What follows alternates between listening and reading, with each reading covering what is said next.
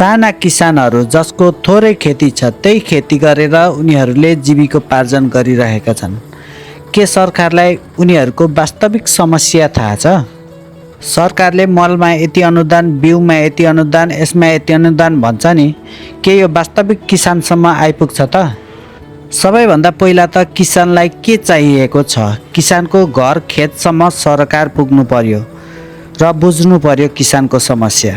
राहतको नाममा पैसा चाहिएको छैन, किनभने जसमा दुःख गरेको छैन त्यसमा किसान रमाउन सक्दैन। समयसँगै प्रविधि त आइरहेको छ, तर प्रविधि सँगसँगै किसानको खर्च पनि उत्तिकै बढै छ। किसानले उत्पादन गरेर बिक्री गर्दा उसको लगानी भएको मूल्य उठ्न पनि मुस्किल पर्छ भने अब किसानले खेती कसरी गर्छ? सबैभन्दा पहिला त किसानको बजार सुनिश्चित हुनु पर्यो। किसानले उत्पादन गरेको सामानको उचित मूल्य किसानले पाउनु पर्यो।